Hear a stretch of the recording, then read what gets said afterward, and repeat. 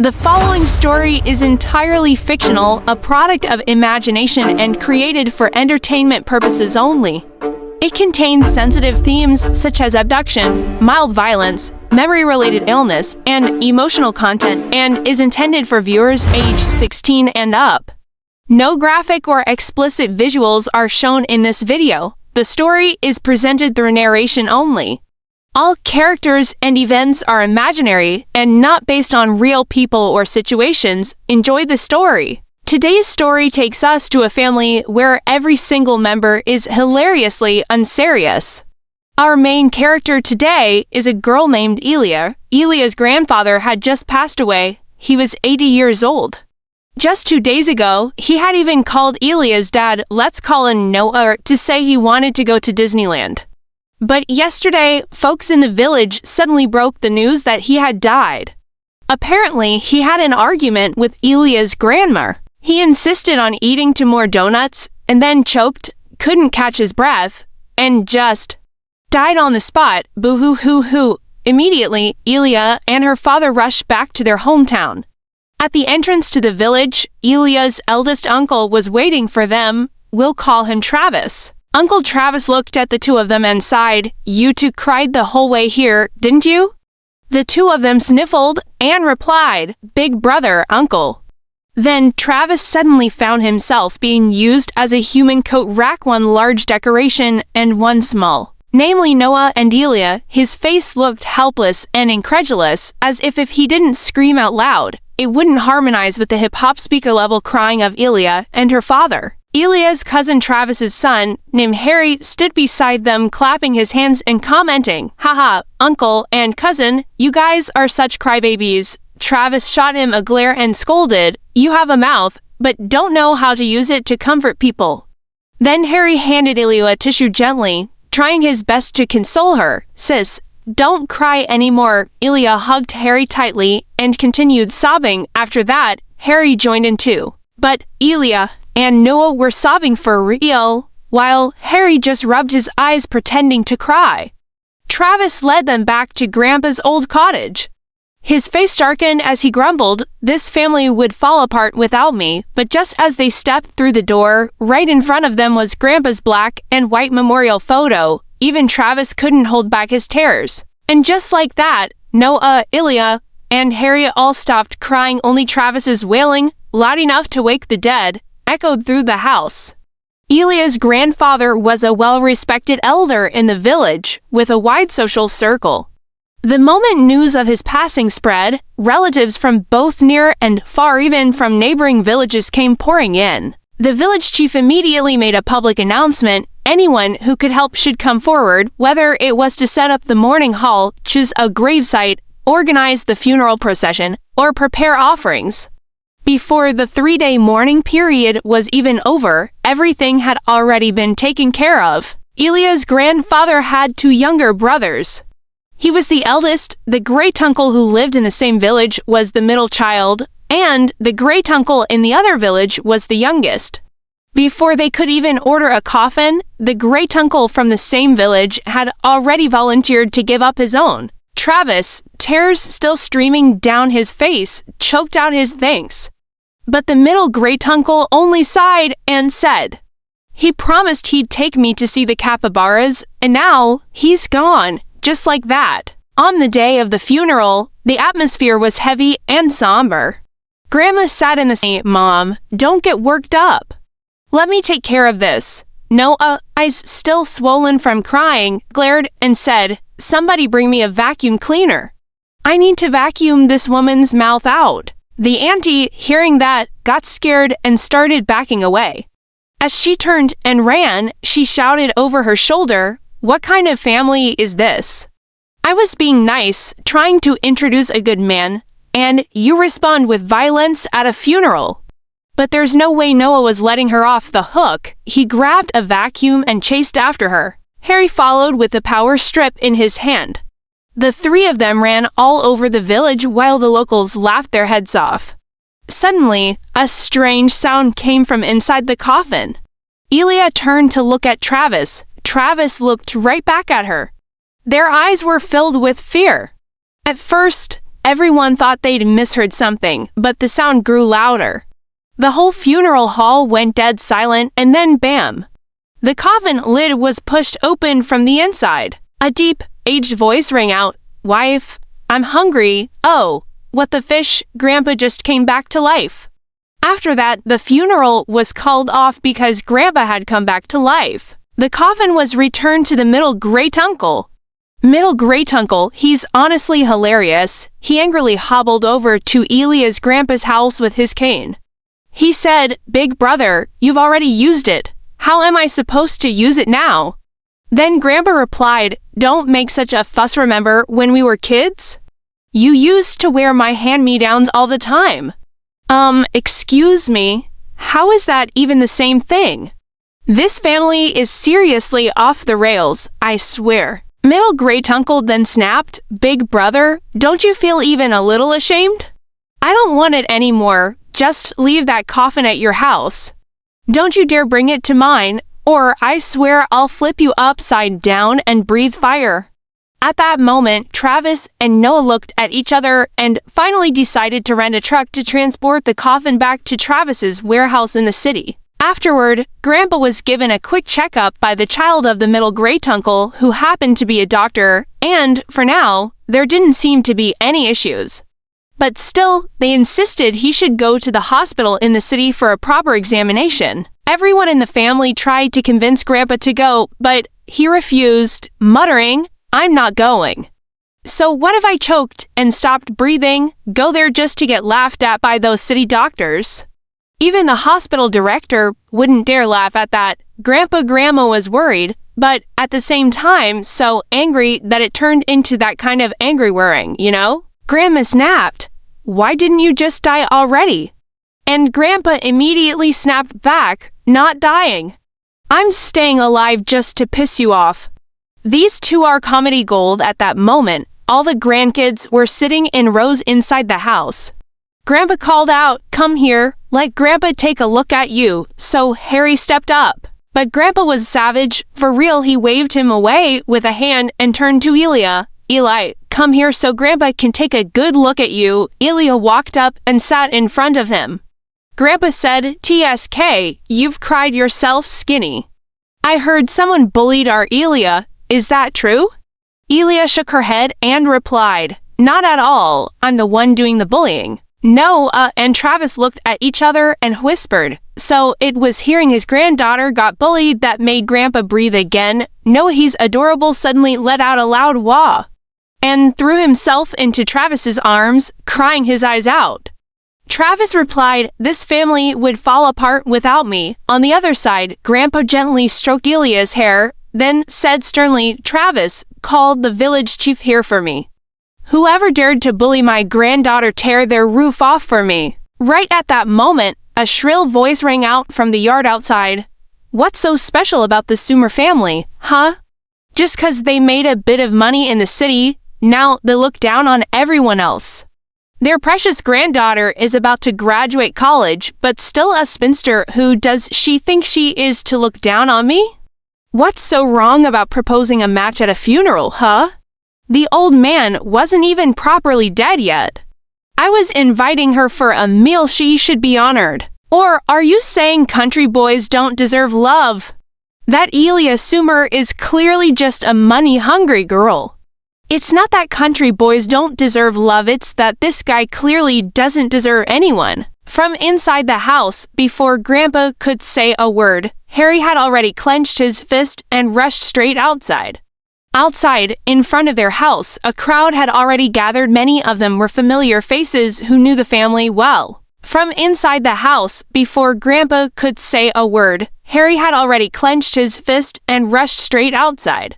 Outside, in front of their house, a crowd had already gathered. Many of them were familiar faces who knew the family well. Normally, if someone had even a shred of common sense, they wouldn't choose this time and place to stir up trouble with a grieving family. But apparently, this guy Raymia, let's call him Ray Maver, everyone, he's the same creep who grabbed Elia's hand at the funeral.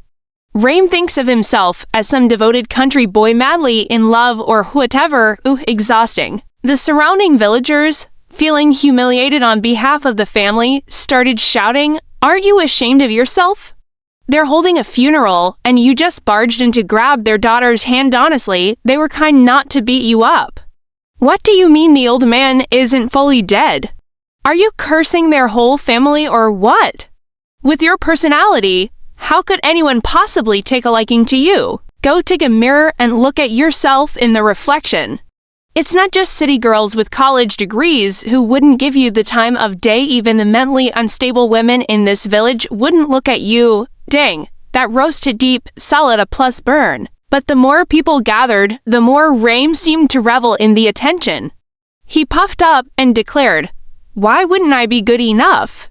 Even if she went to college, she still has to get married someday. She's already a spinster. If I'm willing to marry her, she should be thrilled. Heh." Now this guy, Raim Maver, had these squinty little eyes, a nose shaped like an onion bulb, and an overbite so bad it looked like his bottom jaw was trying to escape. When he got excited, he'd grin from ear to ear. Honestly, like they say, the face is the mirror of the soul, and whoever made eye contact with him and saw that dazzling sunshine smile was guaranteed to have nightmares for days. At that moment, Raim Maver reached into his jacket pocket, rummaging for something. Then, he proudly held up an orange crystal bead bracelet and said, "I asked her out to eat because I thought she was worth it. And this bracelet she left behind. What should I call it?" Someone in the crowd shouted back, "What are you calling it?" Raim replied confidently, "This is Elia Summer's personal bracelet. Since it's in my possession, it's a token of love." The villagers around him froze for a second like they'd been sprayed with glue, then immediately burst out laughing. "You absolute lunatic, just to slander that college girl, you're bringing up that ancient nonsense? This whole thing is nothing but a wild dream of yours. But you know what? Raim Maver was actually eating this all up." He kept going, "Anyway, her bracelet's with me now, so all of you are just jealous." With that, he stuffed the bracelet back in his pocket, looking smug, then turned to face Elia's house and added, "Elia Sumer, when are you coming out? If you don't, I'll wait right here for 3 days and 3 nights. Suddenly, the door to Elia's house flew open with a loud bang. Harry had kicked it open. The moment the villagers saw Harry charging out with pure fury in his eyes, they scattered like cockroaches. Raim Maver tried to run. "Oh, now you want to run?" Too late, baby, but in his panic, he tripped over his own feet and face planted straight into the dirt. Harry grabbed him by the hair from behind and slammed his head into the ground several times. Instantly, Raim's catfish face was soaked in blood, and even his teeth started to loosen. While punching him, Harry shouted, "That's for insulting my sister." 3-4 consecutive hits. This was really Taylor Swift and Kanye West doing a duet. But to be fair, Raim was surprisingly tough. Mouth full of blood and broken teeth, hands clasped together, kneeling on the ground, repeatedly begging for mercy. Harry grabbed one of his fingers, his chubby face lit up with a cruel, manic grin. He said, "You dared to slander my sister. For every word you said, I'll break a finger. How many did you say again?" Raim's head shook violently, cold sweat pouring down his face. He begged.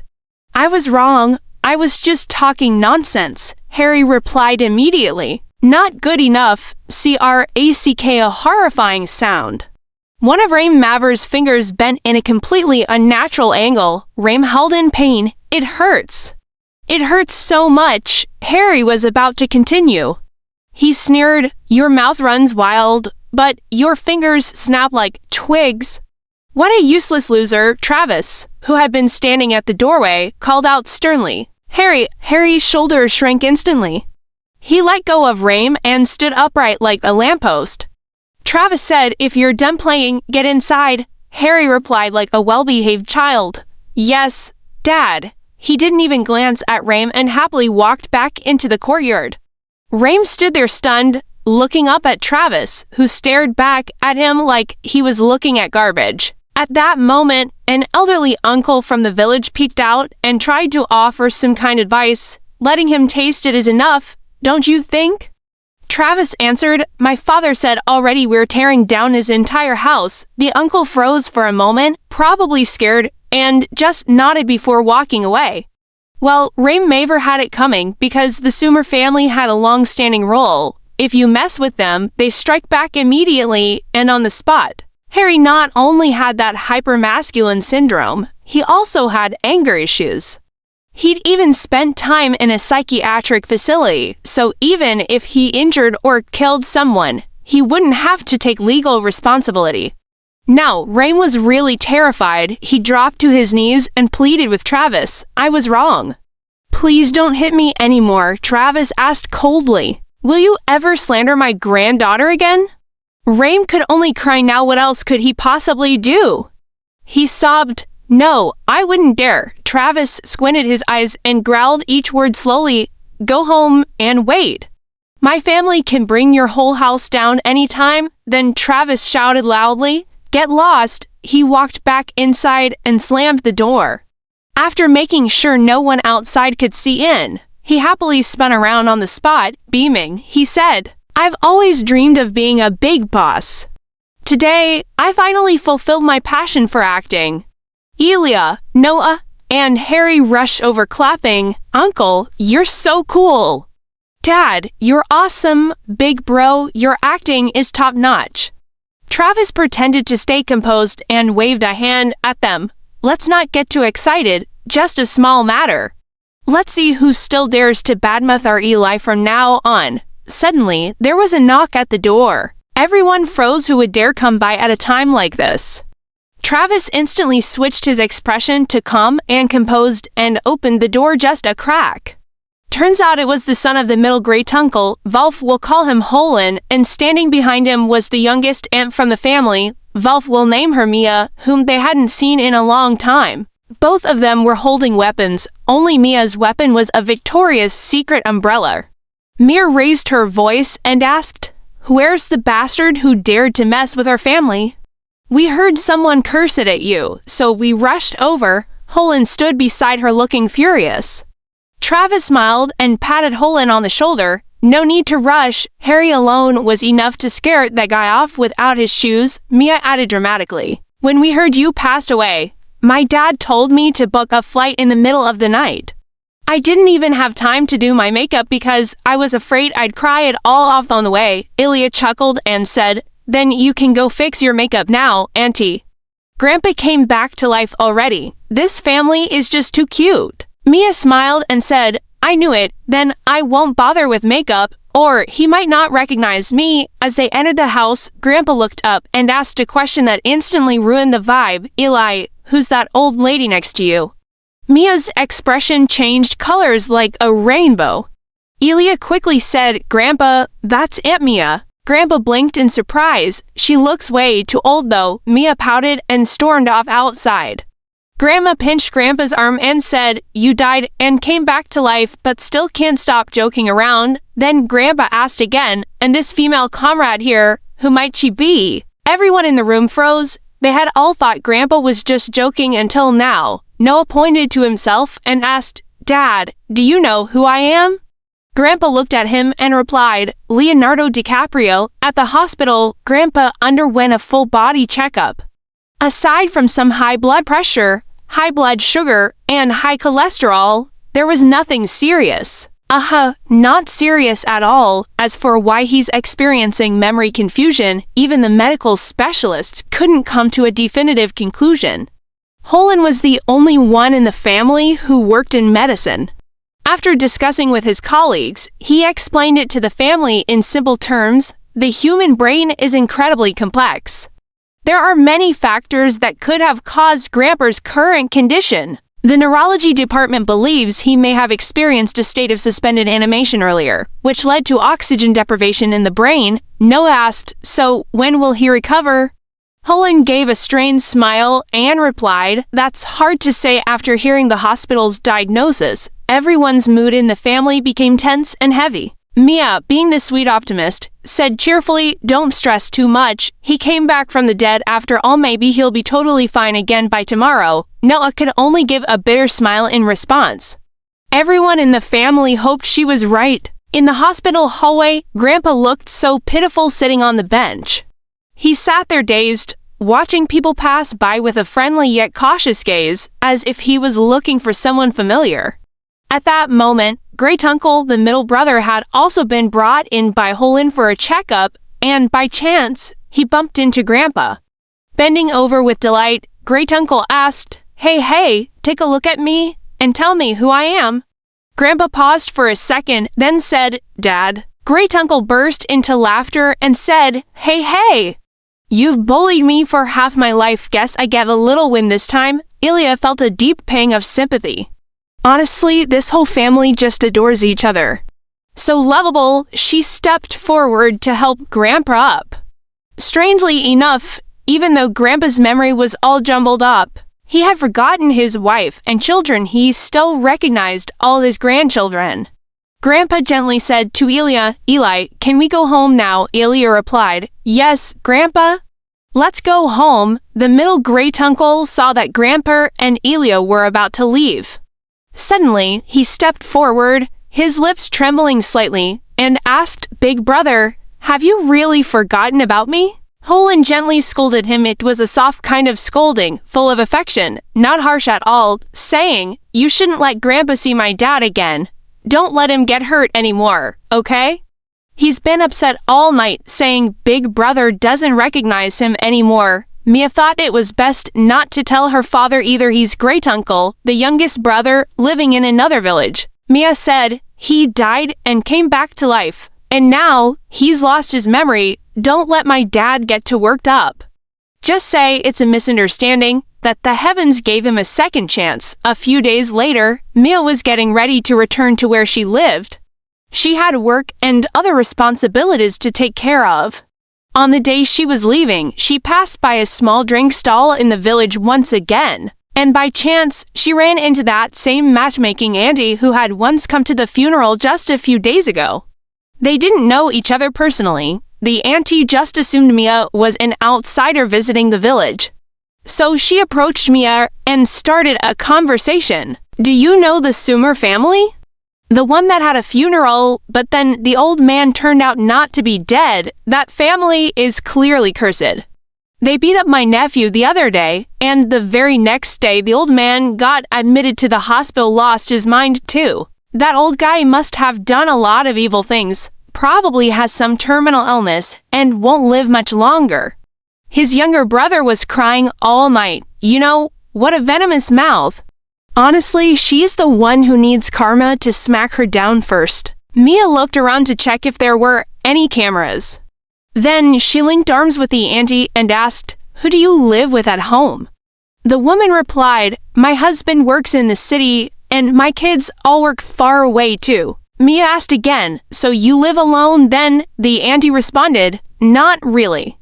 My husband comes home on the weekends." Oh, by the time the woman realized what was happening, she had already been led into a deserted alleyway by Mia. The young aunt suddenly landed a kung fu strike straight to the top of the woman's head.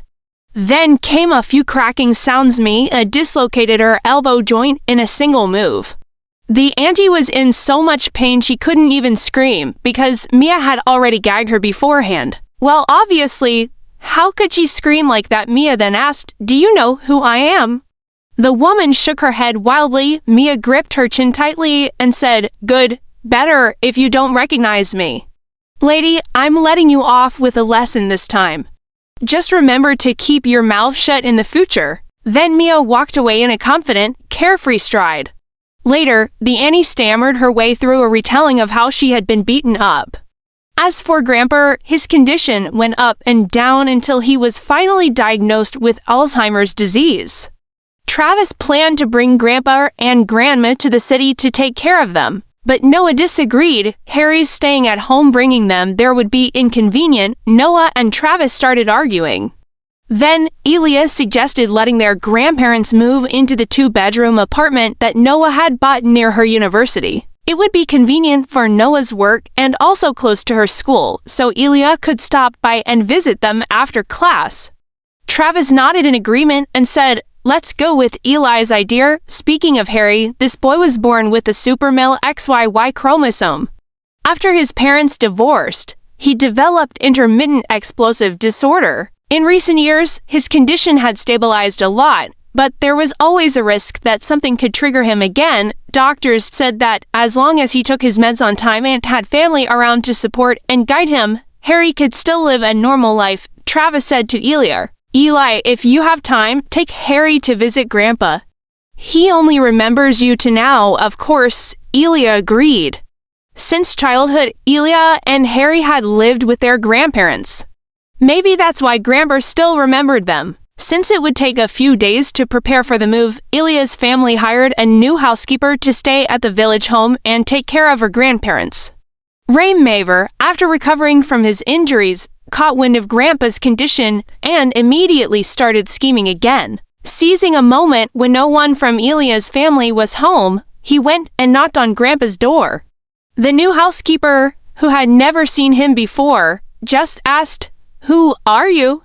And no matter what he said, she firmly refused to let him in. Raym then plastered on a smile and said, "I'm a grandson-in-law of this family." The housekeeper glared at him and said, "Elia is barely over 20, and you clearly look almost 40. Who in their right mind would marry someone old and pitiful like you?" Raym smugly pulled out the bracelet he had previously stolen from Elia and continued, "I'm Elia's boyfriend. Look, this bracelet has her name on it. Take a look." The housekeeper snatched the bracelet from him and slammed the door in his face. From inside the house, she shouted, "Stop talking nonsense. The Sumer girl studies in the city year-round. This thing must be stolen." When he realized his so-called token of love had been taken away, Raym got furious and started banging on the door loudly. The noise drew curious villagers, and soon the courtyard was packed and noisy. The housekeeper handed the bracelet to Grandma. And that so-called bracelet, the one supposedly engraved with Elia's name, just one glance, and it was obvious the very first letter was wrong. Instead of Sumer, it said Sermu. Ridiculous, who the heck would spell their own last name wrong?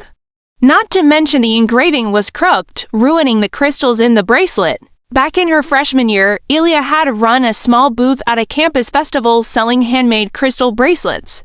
Afterward, all her leftover materials were stored at her grandparents' house. She had plenty of crystals to use.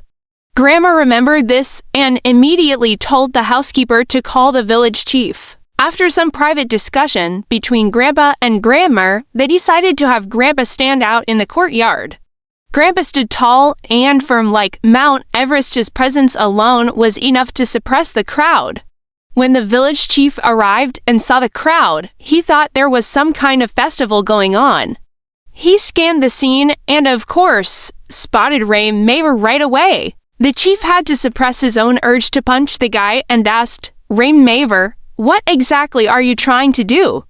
Raym chuckled and replied, "Perfect timing, Chief. I need you to be my witness. I came to this house today to propose marriage to marry their granddaughter. Matchmaking at a funeral, and now showing up to propose at their front gate. This guy's got nerve." The village chief no longer wanted to reason with Raym Maver because this guy always acted like he was the father of all logic, as if common sense itself should follow him.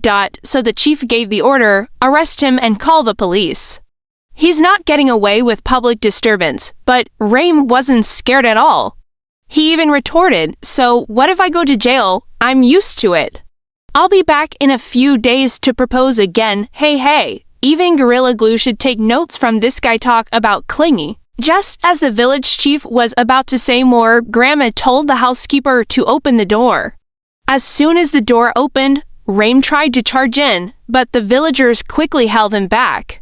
The chief reassured, "Don't worry, Mrs. Sumer, the police will be here soon." Grandma calmly replied, "Didn't he say my granddaughter gave him a bracelet?" Raym beamed with joy and quickly said, Yes, your granddaughter gave me this bracelet." Grandma muttered to herself, that makes sense then. "Everyone, follow me." The villagers and the chief were dumbfounded. They thought Grandma had gone senile too. Raym was so excited he tilted his head back in triumph. But then, Grandma pointed toward the pigsty behind the house and said, "You must be confused or maybe possessed. Take a good look. Who's your true love again?" Inside the pen were two large sows, each wearing bracelets identical to the one Raym was holding. They also had matching collars and even sparkly bling-bling earrings on both ears. The pigs were chomping loudly on feed, drool dribbling from their mouths. Their tiny beady eyes glanced at Raim, and one let out a big oink as if to say, "Darlin', hold my," and Tilda Grandma added smoothly, "Yup, that's her." There was a moment of stunned silence. Then the entire village burst into laughter, swelling like waves at an idol's concert. Everyone except the elders were laughing so hard they nearly passed out. One villager joked, "Raim Maver, if you'd said earlier that you wanted to marry a pig, we would have helped arrange the wedding." Another chimed in, "So you do know yourselves going after a pig. Ha-ha." Raim, red with embarrassment, pointed at Grandma and yelled, "You old witch, you tricked me." But Grandpa immediately shouted, "Raim Maver." In the middle of the crowd, Grandpa lifted his leg and, with a powerful gust of wind, landed a solid kick straight into Raim Maver's catfish-looking face. No one knew how much force he used. But the local sleaze bag rolled from the pig pen all the way to the front gate. He didn't even have time to scream, he just passed out cold. Grandpa raised his leg over his head, form neat and precise, his eyes filled with disdain as he declared, "I might be poorly educated, but I meant to fool you." The village chief led the applause. "Excellent. That's the champion of the 5 village martial arts tournament, all right." Told him not to mess with the Sumer family when Mr. Sumer was winning tournaments. Raim Maver's grandfather hadn't even been born yet. But Grandpa didn't even react to the praise. He calmly put his foot down and turned to Grandma with a gentle smile. "Comrade Ann, were you scared?" Grandma suddenly felt a chill run down her spine. Over on the other side, the villagers were gossiping about Raim Maver lying unconscious. A few years back, he had left the village to work in the city, only to get arrested and catching a disease. And then he had the nerve to claim that rural men deserve love?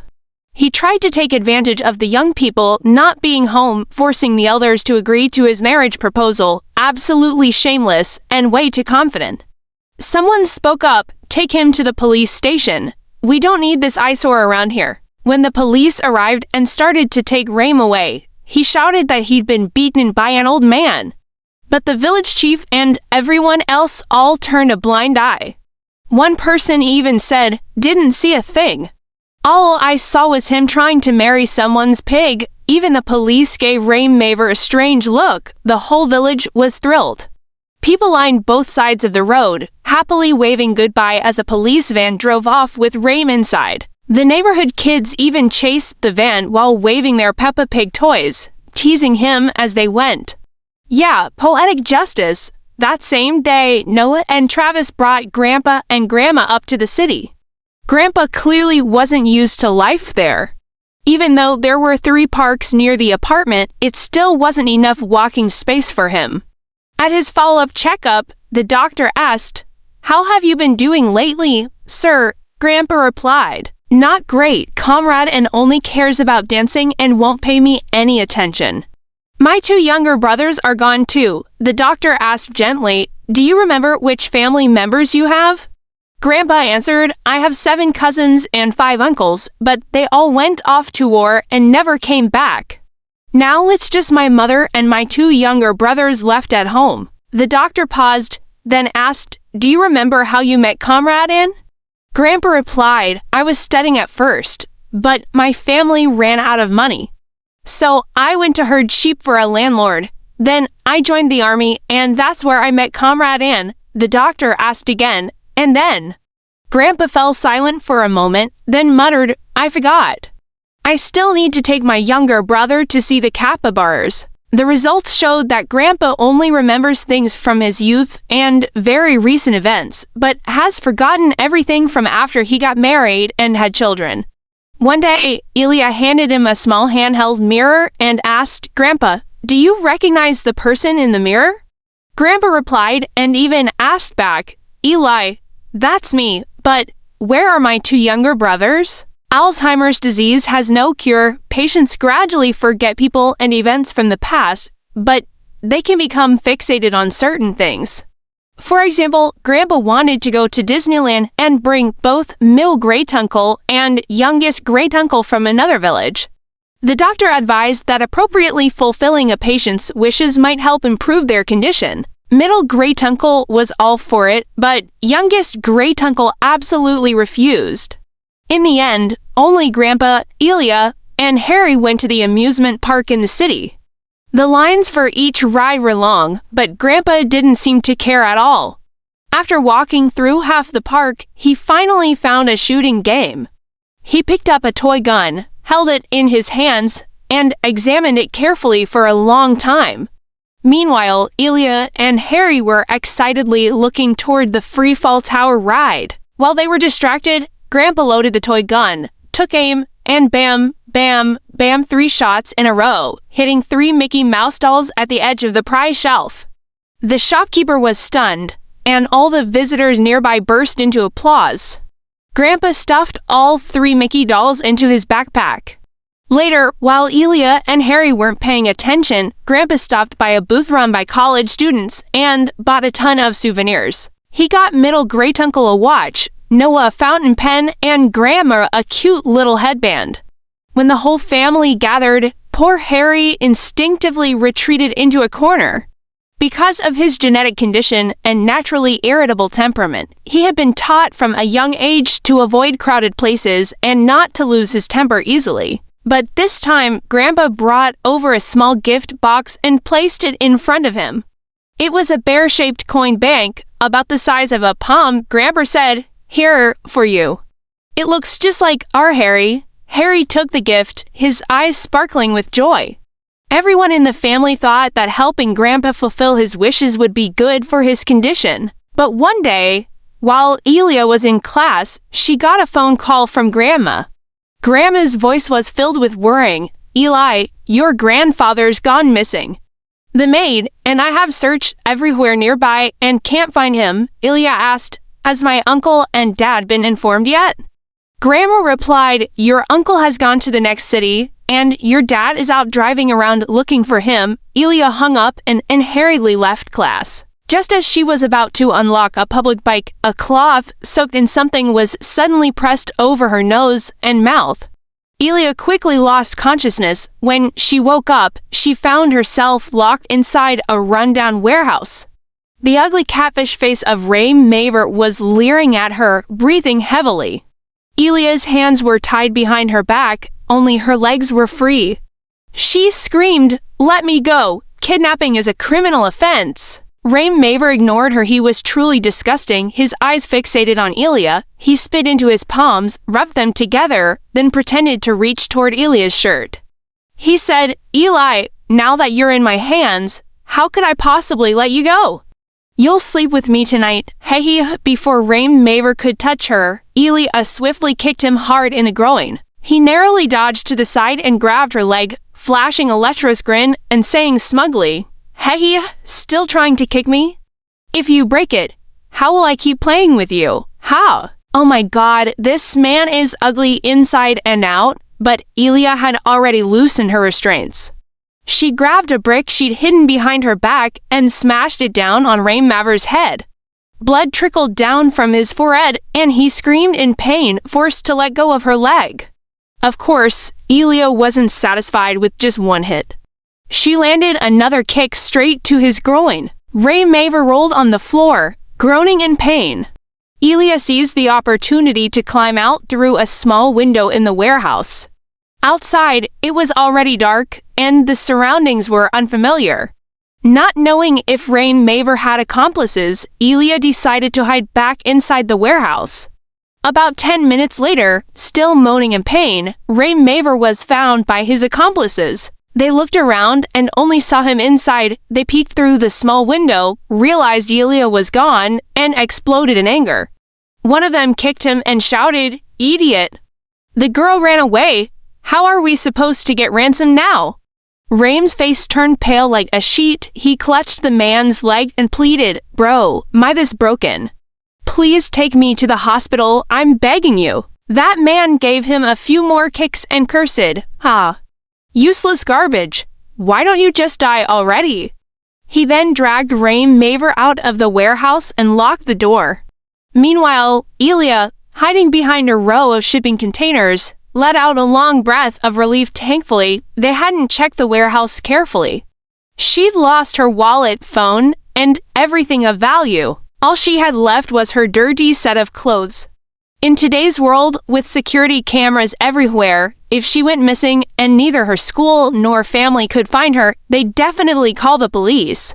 The only person with a grudge against Elia's family is Ray Maver. After a round of investigation, the police will likely confirm Ray Maver as the suspect. First, Elia must ensure her own safety. Everything else waits until dawn, to be handled opportunistically.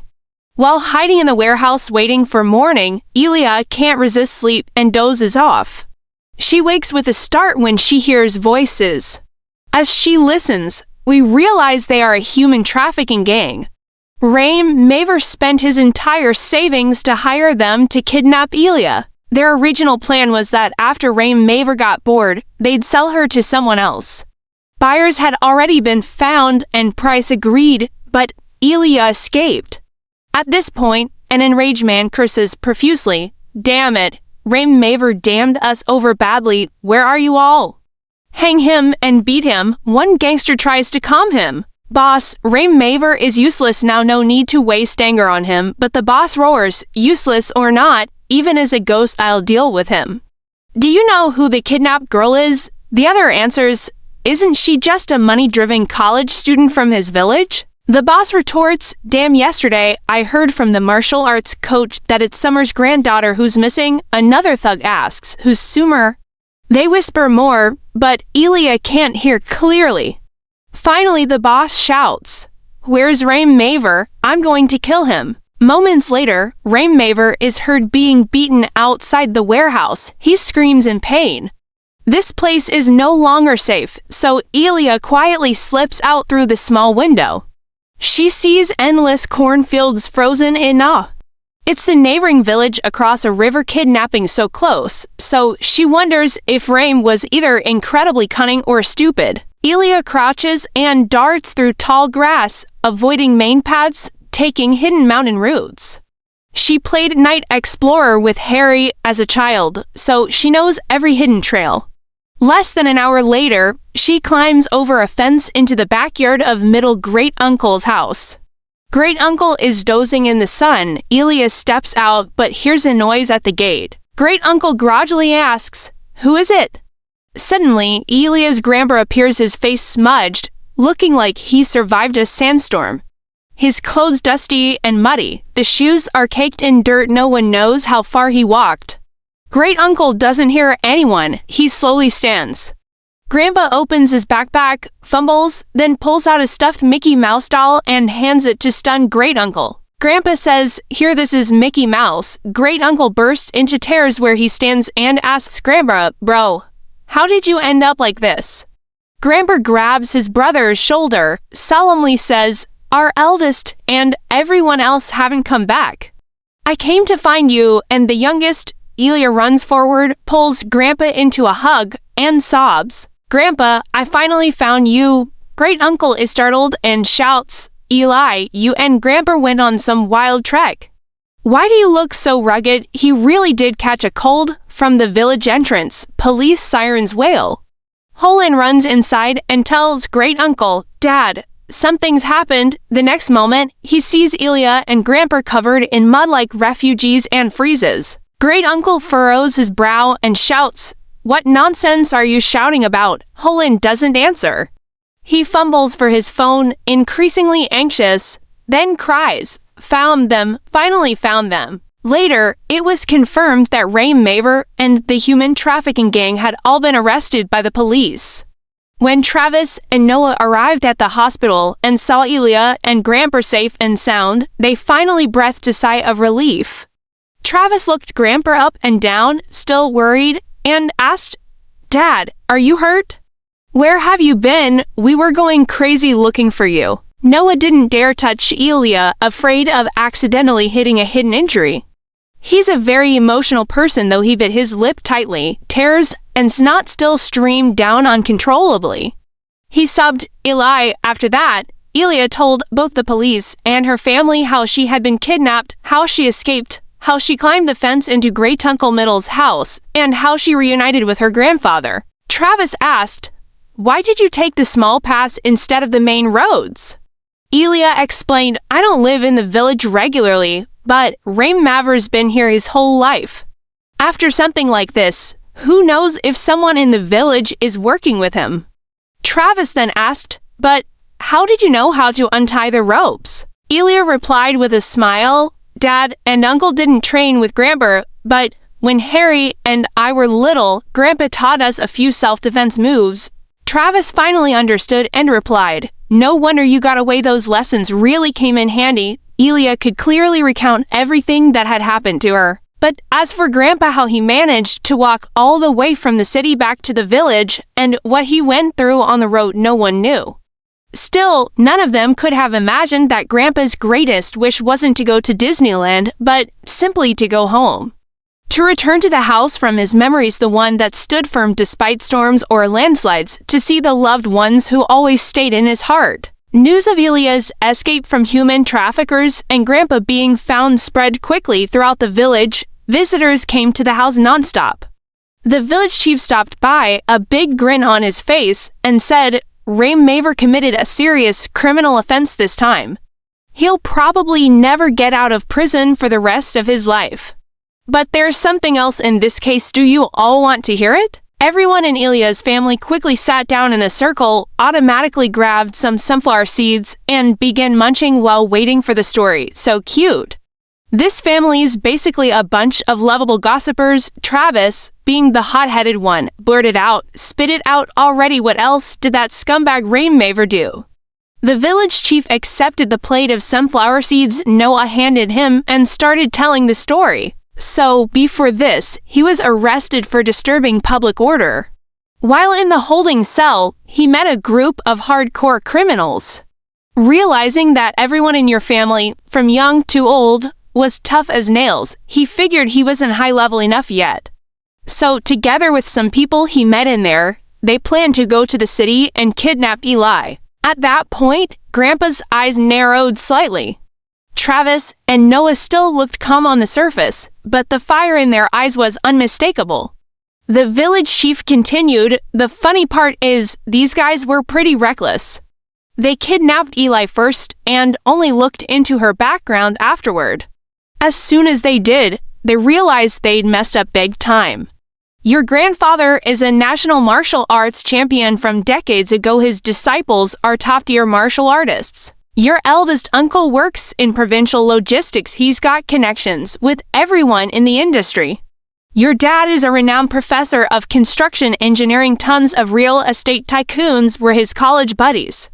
Your ancestors were successful businessmen that can be Googled, and everyone in the family knows martial arts. Even Eli has won gold medals in freestyle combat competitions. In short, your whole family is not to be messed with." Travis, Noah, and Elia shouted in unison, and then what? The village chief went on, "Ha ha! Raym Maver got the crap beaten out of him by the traffickers. They were convinced he was some kind of mole sent to stir up trouble. While interrogating him, their entire hideout got raided by the police.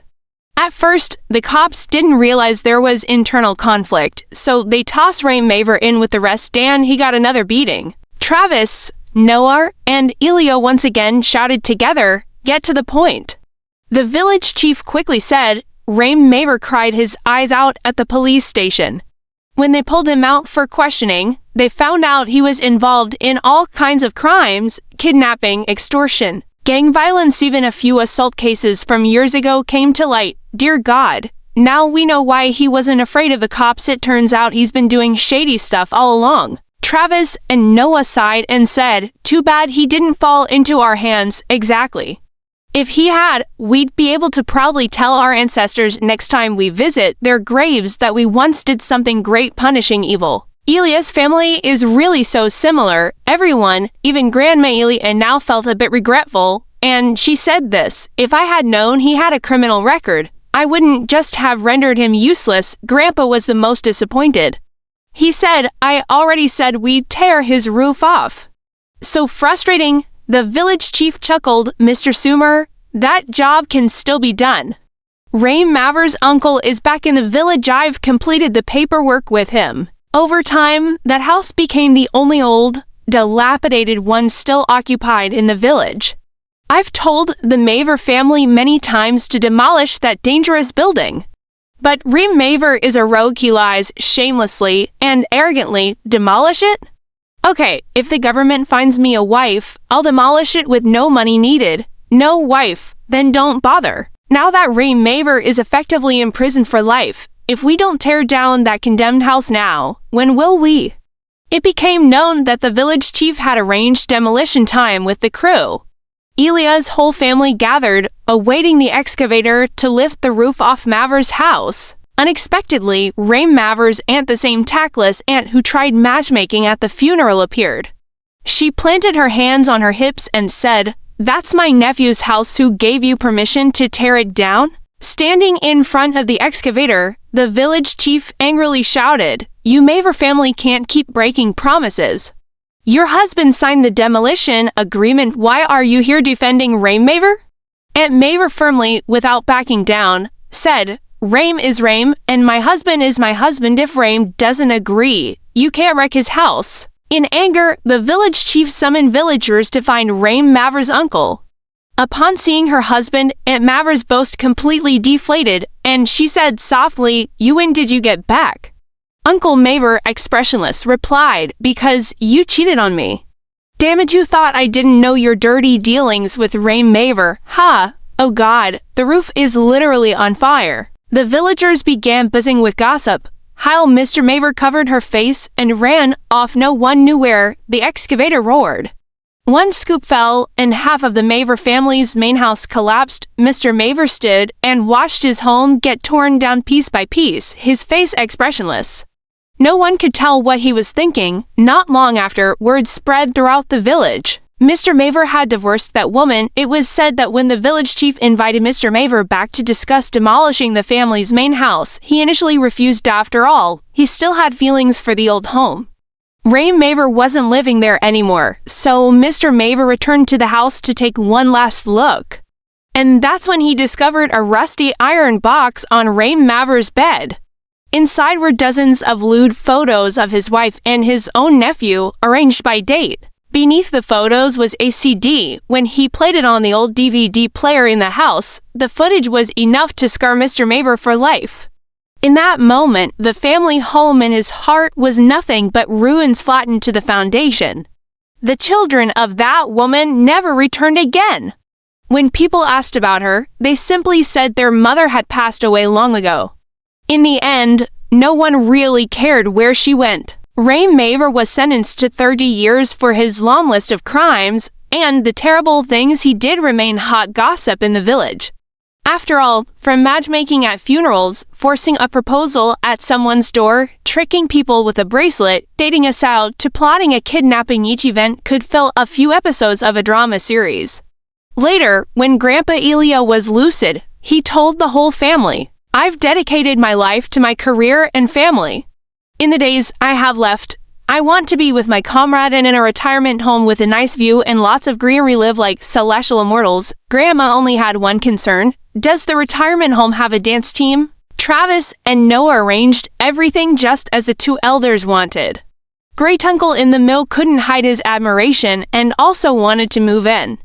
One day, Holland brought his father to visit along with Mia and the youngest Great Uncle. The whole family gathered at the retirement home where the two elders now lived. Holland found Travis and Noah and said, "Can you stop egging my dad on? I said no to letting him move in, and he punched me hard enough to draw blood." Now it was Travis and Noah's turn to be helpless. "Just let Uncle move in." Holland protested, "No, I can't." But before he could finish, the Great Uncle smacked him hard on the butt. The two of them started chasing each other around the retirement home to the laughter and cheers of the whole family. That's the end of our story, everyone. It's a truly heartwarming tale about family. And it's also a reminder for us to cherish our loved ones while we still can. We never know what tomorrow will bring, so love each other in the present. Volf hopes you'll always love and be loved, and just a reminder, All content in this video is fictional. This entire story, including all characters and events, is purely fictional and made for creative storytelling and entertainment only. It does not depict or refer to any real individuals, organizations, or actual events. This video contains no violent or disturbing imagery and is told through voice-only narration. Please don't see it as real. That's the end of today's storytelling video. Volf thanks you so much for supporting these stories. Don't forget to like and subscribe to support future videos. Thank you for watching and see you in the next one.